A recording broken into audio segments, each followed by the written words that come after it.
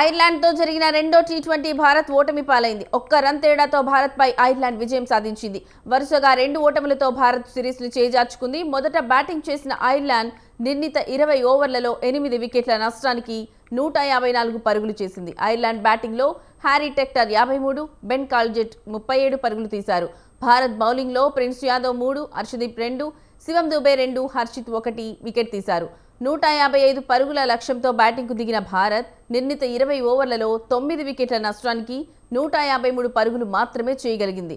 భారత్ బ్యాటింగ్లో తిలక్ 55 మినహా ఎవరూ పెద్దగా ఆకట్టుకోలేదు. ఐరిష్ బౌలింగ్లో మున్రా 3, హోల్డర్ 3, టెక్టర్ 1, హంప్రీ 1 వికెట్ తీశారు.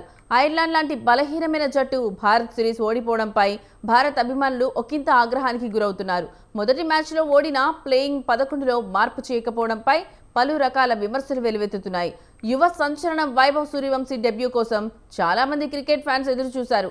కానీ అతనికి అవకాశం ఇవ్వకపోవడం ఫ్యాన్స్ చాలా నిరాశ చెందారు. వైభవ్ ఉంటే మ్యాచ్ స్వరూపం ఇంకోలా మారే విధంగా ఉండేదని ఫ్యాన్స్ అభిప్రాయపడుతున్నారు. మొదటి మ్యాచ్లో ఫెయిల్ అయిన ఒకరిద్దరు ఆటగాళ్లను ఒకవేళ అలా మార్చి ఉంటే ఫలితం ఇంకోలా ఉండేదని క్రికెట్ అనాలిస్టులు అభిప్రాయపడుతున్నారు.